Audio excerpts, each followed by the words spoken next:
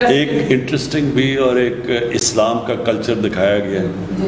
یہاں سے پہلے وہ ہالی ووڈ سے شروع ہوتا ہے، پھر بالی ووڈ جاتا ہے، پھر بالی ووڈ سے یہاں آ جاتا ہے. ایک تھرڈ ہینڈ کلچر پروموٹ ہو رہا ہے. میں اس لیے چاہتا ہوں کہ کوئی پتہ تو چلے ہمارے بچوں کو، نوجوانوں کو، کہ فرق کیا ہمارے میں، کہ ہمارا بھی ایک کلچر ہے، اس میں بھی رومانس ہے، اس میں بھی تاریخ کا حصہ ہے، لیکن اس کے اندر اپنی اسلام کے ویلیوز دکھائے گئے ہیں. اور بدقسمتی سے جو مجھے بڑا افسوس سے کہنا پڑتا ہے، جو میں دیکھ رہا ہوں یہ بالی ووڈ سے ایک بالکل، بالی ووڈ میں بھی کبھی آج سے 30-40 سال پہلے آپ کبھی اس طرح کی فحاشی نہیں دیکھتے تھے. اب وہ اتنا گند آ گیا ہے، جو مغربی جو ہالی ووڈ کی جو سب سے بدترین چیزیں ہیں وہ انہوں نے اپنا لی ہیں، لیکن وہ نہیں دکھائی جو کہ ان کے معاشرے کی طاقت ہے. تو اس کا بڑا برا اثر ہمارے بچوں پہ پڑ رہا ہے، اور اس کا بڑا برا اثر اسکولوں کے پر پڑ رہا ہے.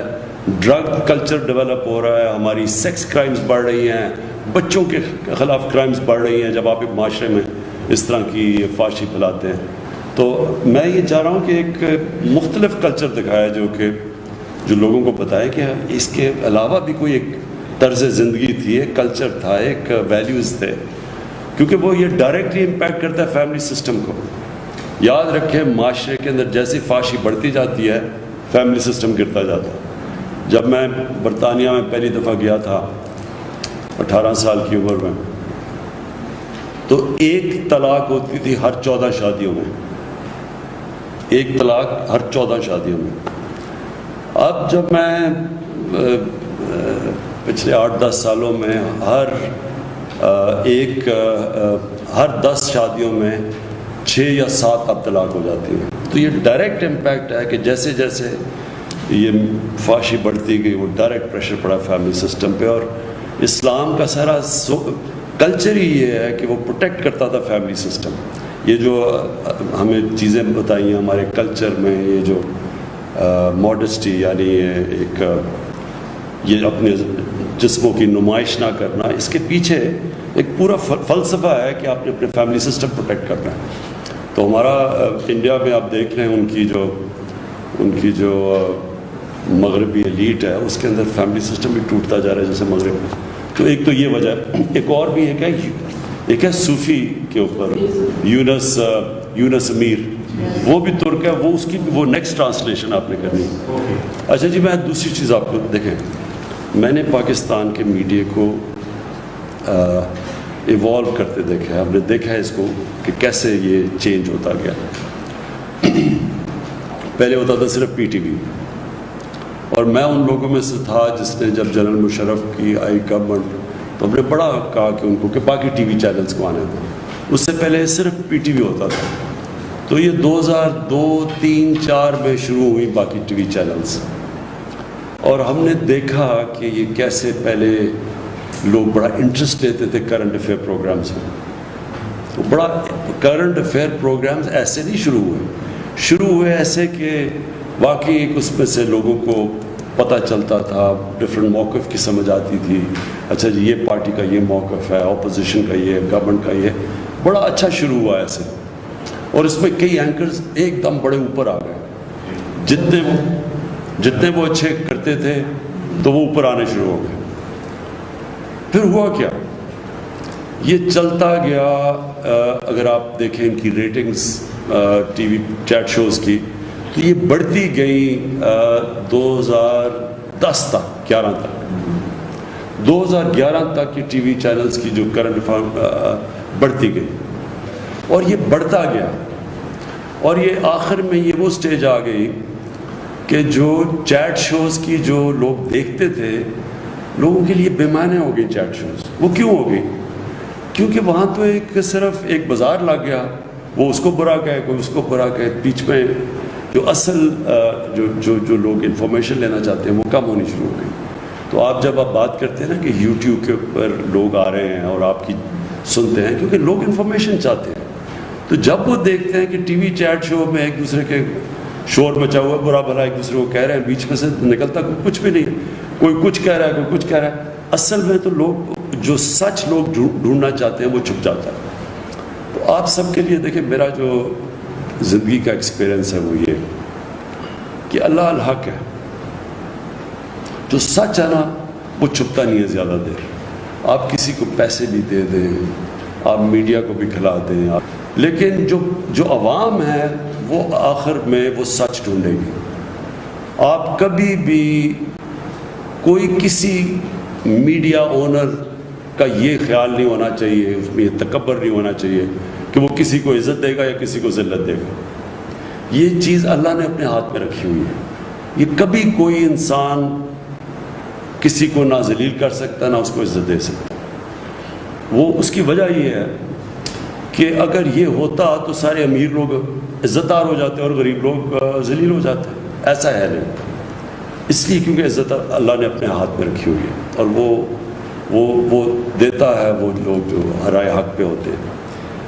تو آپ کے لیے جو سب سے بڑا ایڈوائس میرا یہ ہے, میں نے اینکرز کو اوپر جاتے اور نیچے آتے دیکھا. کتنے اینکرز کو میں نے دیکھا, اس میں دو چیزیں ان کے راستے میں زوال میں دو چیزیں ہوتی ہیں. ایک جو اینکر اپنی میں اور اپنی انا کو اتنا بڑا بنا دیتا ہے کہ وہ سمجھتا ہے کہ وہ اس لیے نہیں بڑا بنا کہ وہ لوگوں کے سامنے حقائق پیش کرتا ہے, وہ ایک ایسی ہیلدی ڈبیٹ کرتا ہے جس سے عوام میں زیادہ شعور پیدا ہو. وہ جو اپنی ذات کے اوپر آ جاتا ہے کہ اچھا میں فیصلہ کروں گا, یہ اوپر جائے گا یہ نیچے جائے گا. جب اینکر کے اندر یہ آ جائے یہ تکبر, آپ یہ سمجھ آئے کہ وہ اینکر اب نیچے چلا جائے گا اور آپ کے سامنے بڑے اینکر اوپر سے نیچے آئے ہیں. اور دوسری چیز, جو اینکر جب تک لوگ یہ سمجھتے ہیں کہ یہ اصل میں یہ غلطیاں بھی کرے گا لیکن یہ ہے سچا آدمی, یہ ہے قوم کے لیے بات کرے گا, یہ رائے حق پہ کھڑا ہوگا, تب تک لوگ ہمیشہ اس کو سنیں گے, اس کا گراف اوپر جائے گا. جب ان کو یہ ہو گیا نا, اور کئی ایسے اینکرز آپ نے دیکھا ہوگا, جب ان کی کریڈیبلٹی گئی کہ جی لوگوں نے کہا اچھا جی یہ جو بات کر رہا ہے اس میں تو, جب اس کی 3-4 چیزیں پروو ہو جائیں کہ یہ اس نے سچ نہیں بولا یا اس نے مس لیڈ کیا لوگوں کو, غلط تو اس کے جب کریڈیبلٹی جاتی ہے آپ یہ سمجھ آئیں کہ اینکر کا پھر گراف نیچے جانا شروع ہو جاتا ہے. تو آپ کے لیے تو بڑا امپورٹنٹ ہے یہ جو آپ کے لیے. اچھا لوگ بڑی جلدی فیصلہ کر لیتے ہیں کہ یہ ملک کے لیے کون کھڑا ہوتا ہے, کہ جو بھی ہوگا یہ چاہے گورنمنٹ اگر سچ بولے گی تو گورنمنٹ کے ساتھ ہوگا, اپوزیشن بولے گی اپوزیشن کے ساتھ ہوگا. جب لوگوں کو یہ اعتماد ہو جاتا ہے نا کہ سچ کے ساتھ کھڑا ہوگا, لوگ اس کو واچ کریں گے, وہ اوپینین میکر بن جائے گا, اس کی رائے امپورٹنٹ ہو جائے گی پبلک کے اندر, جس کو اوپینین میکر کہتے ہیں. لیکن جب لوگوں نے یہ دیکھا کہ یہ فرمائشی یا یہ کسی سے کوئی پیسہ ملا یا کچھ اس کی وجہ سے کچھ کر رہا ہے, آٹومیٹکلی وہ نیچے آ جاتا ہے. اس لیے یہ آپ کے لیے بڑا امپورٹنٹ ہے کیونکہ آپ ینگ ہیں اور یہ بڑی اچھی اپرچونٹی ہے. دیکھیں ہر دور میں اللہ اپرچونٹیز دیتا ہے. اب یہ آپ کو اپرچونٹی مل گئی یوٹیوب میں, یہ بڑا اچھا ہے, لوگ اپنی اس میں کریئر بنا سکتے ہیں. اور یہ بھی چینج ہوتا ہے. اچھا اتنی تیزی سے سوشل میڈیا چینج ہو رہا ہے, اور آپ کو سب کو پتہ ہوگا کہ جو سب سے پہلے پارٹی جس نے سوشل میڈیا کو اپنایا تھا وہ تحریک انصاف تھی. اس سے پہلے کسی کو نہیں سمجھتی سوشل میڈیا کی. تو ہم سب سے پہلے یہ فیصل سب سے زیادہ ڈاکٹر الوی ہم نے اپنی یہ شروع کی, اپنے ممبرز بنائے, اور تو تب تک کسی کو پرانی پارٹیز کو سمجھ ہی نہیں تھی کہ سوشل میڈیا کتنی بڑی ایک طاقت بن کے اوپر ہے. تو اب تو یہ اور آگے چلا گیا, اور یہ پھر چینج بھی ہوتا رہتا ہے. ٹائم کے ساتھ سوشل میڈیا بھی بدلتا جاتا ہے. یہ جس طرح آپ نے کہا کہ فیس بک سے اب یہ یوٹیوب کی طرف لوگ آ رہے ہیں, اور اس طرح چینج ہوتا جائے گا. اور پھر واٹس ایپ گروپس بن گئے ہیں, اور نئی چیزیں آتی رہیں گی. تو جو ایک انسان یا معاشرہ یا ادارہ, ایک انگریزی کا ورڈ ہے to stay ahead of the کرو, to stay ahead of the کرو, یعنی جو بھی آگے کا دیکھ رہا ہوتا ہے, وہ جو پہلے دیکھتا ہے کہ اب ادھر جا رہا ہے, تو وہ ٹائم کے ساتھ آگے جاتا ہے, ٹائم سے پہلے چیزیں اسپاٹ کر لیتا ہے, وہی دنیا میں آگے جاتے ہیں. جس طرح یہ سارے سلیکن ویلی میں یہ جائنٹس بن گئے, ینگ لڑکے دیکھتے دیکھتے کہاں سے کہاں پہنچ گئے. وہ جو مارک زکربرگ, ینگ لڑکے. تو یہ اپرچونٹیز کبھی دنیا کی تاریخ میں پہلے نہیں تھی. یہ جو اب اپرچونٹیز آ رہی ہیں تو آپ کے لیے بڑا اچھا ٹائم ہے. لیکن میں یہ پھر سے آپ کو ایمفسائز کروں گا, لوگ دیکھ لیتے ہیں کہ عوام دیکھ لیتی ہے کہ کون رائے حق پہ ہے. آج نہیں, تھوڑی دیر کے لیے لوگ, وہ ایک ابراہیم لنکن کی سینگ ہے, بڑی اچھی سینگ ہے کہ تھوڑی دیر آپ سب کو پاگل بنا سکتے ہیں اور سارا وقت صرف آپ تھوڑے سے لوگوں کو پاگل بنا سکتے ہیں, لیکن سارا وقت کوئی بھی آج تک سارے لوگوں کو پاگل نہیں بنا سکا, کیونکہ اللہ الحق ہے. اور یہ جو کرونا ہے, یہ یاد رکھیں بہت بڑا امتحان اللہ نے ہمیں نہیں, پاکستان ہی نہیں, ساری دنیا پہ بہت بڑا امتحان دیا. اس کے اندر جو سب سے امپورٹنٹ چیز یہ ہے, ہمارے جیسے ملکوں کے لیے, ہندوستان کے لیے, بنگلہ دیش کے لیے, ساؤتھ افریقہ کے اندر ملک ہیں جدھر غربت ہے, جدھر وہاں بھی کچی آبادیاں ہیں, ادھر ایک بالکل مختلف امتحان ہے بنسبت یورپ, چائنا, امریکہ, وہاں بالکل مختلف چیلنجز ہیں. تو اس لیے اس کے اندر جو ہمارا ملک نکلے گا, یہ بڑا ضروری ہے کہ ہم ایک قوم بن کے اس امتحان میں سب ہم امتحان میں شرکت کریں.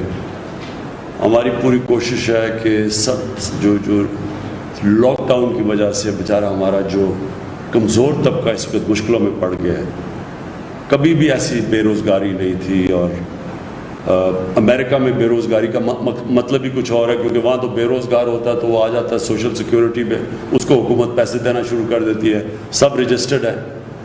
ہمارا 75-80% جو ڈیلی جو دیہاڑی دار ہے, وہ جب بے روزگار ہوتا ہے تو اس کی تو کسی کے پاس رجسٹریشن ہے ہی نہیں, کوئی اس کا ریکارڈ ہی نہیں ہے, وہ جا کے گھر بیٹھ جاتا ہے.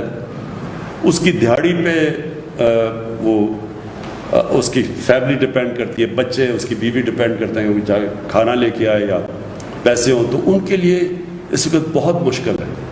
جس کی وجہ سے میں ہمیشہ سمجھتا تھا کہ ہمیں لاک ڈاؤن مختلف طریقے سے کرنا چاہیے تھا, یعنی شادیاں, کالجز, یونیورسٹیز, میچز وغیرہ جدھر لوگ جمع ہوتے ہیں وہ تو بند کر دینے چاہیے تھے, لیکن ہمیں کاروبار نہیں بند کرنا چاہیے تھا. اس میں سوچ سمجھ کے کاروبار کے اندر, مثلا دکانیں بھی ہم 1-2-3 دکانیں چھوڑ کے ان کو کھول دیتے اور پھر یعنی روٹیٹ کرتے تھے تاکہ روزگار چلتا رہتا.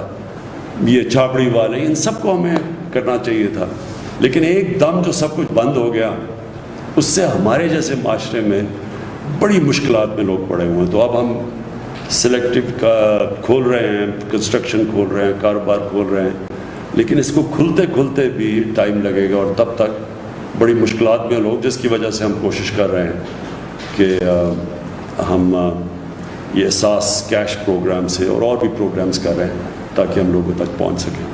دیکھیں, سب سے پہلے تو آج کوئی بھی دنیا میں نہیں کہہ سکتا کہ کرونا کب قابو میں آئے گی, کوئی بھی نہیں کہہ سکتا. تو جو ساری دنیا کوشش کر رہی ہے کہ کرونا کے ساتھ گزارا اب ہم کیسے کریں گے, کرونا بھی ہو اس کو بھی روکیں, لیکن ہمارا کاروبار بھی چلتا رہے تاکہ ہمارے بیچارے لوگ بھوکے نہ مریں. تو ہمارے لیے اب سب سے بڑا یہ چیلنج ہے. اس کے لیے ایک بڑا اچھا ایک ٹریک اینڈ ٹریس سسٹم, وہ ہم نے اب ساری ایجنسیز بیٹھی, ہماری سارے ادارے بیٹھے, ہم نے ایک سسٹم آرٹیفیشل انٹیلیجنس کے ذریعے ISI کے ساتھ مل کے نکالا ہے کہ سارے پاکستان میں ہم ٹریک کریں گے کدھر کدھر ہمارے کرونا کی کے جو افیکٹیز ہیں, جن کو انفیکشن ہے, پھر ان کو ہم ٹریک کر کے پھر ان کی پورا بنائیں گے کہ وہ کن کن سے مل رہے ہیں. یعنی جو طریقہ اب ہوگا کہ بجائے سارا 22 کروڑ کا ملک بند کر دیں, ہم ادھر کانسنٹریٹ کریں جدھر ہم سمجھتے ہیں کہ اب کلسٹر بن رہا ہے, ان کو تھوڑی دیر کے لیے کوارنٹائن کریں تاکہ وہ پھیل نہ سکے. اس کے علاوہ اگر ہم جو بھی کرتے ہیں نا, اگر ہم سارا ملک بند کر دیتے ہیں, یہاں بھوکے مریں گے لوگ, لیکن اگر ہم پوری طرح کھول دیتے ہیں تو کرونا پھیلنے کا ڈر ہے. تو اس لیے ایک بیچ کا نظام یہ لے کے آ رہے ہیں اور اس کے اوپر ہم پوری کوشش کر رہے ہیں, اور یہ انشاءاللہ اسی طرح آگے بڑھیں گے. جو ہر کرائسس ہوتا ہے نا, اس میں اللہ نے ایک ایسا نظام بنایا ہوا ہے کہ اس میں اگر انسان اپنا عقل استعمال کرے تو اس میں موقع بھی بڑے مل جاتے ہیں, اور کرائسس کے اندر کئی بڑی زبردست چیزیں ہو جاتی ہیں, کیونکہ انسان کو اللہ نے بنایا ایسا ہے. ایک انگریزی کا فریز ہے, necessity is the mother of invention. جب آپ پھنس جاتے ہیں نا تو اللہ نے ہمارے میں اتنی صلاحیتیں دے دیا کہ اگر ہم اپنا ذہن استعمال کریں تو اس میں سے راستے نکلاتے ہیں. تو اس میں سے ایک یہ راستہ ہے کہ جو ٹیلی ایجوکیشن ہے، دوسرا ٹیلی میڈیسن، کہ ہم سب تک تو نہیں پہنچ سکتے لیکن ہم ٹیلی ویژن کے جو ریموٹ علاقوں میں لوگ ٹی وی کے اوپر سامنے آئیں. یہ ٹیکنالوجی بڑھ چکی ہے تاکہ وہاں یہاں بھی ڈاکٹر بیٹھا بیٹھا ادھر ان کو اوپینین دے کہ آپ کو یہ بیماری ہے، یہ آپ یہ کریں جو بھی.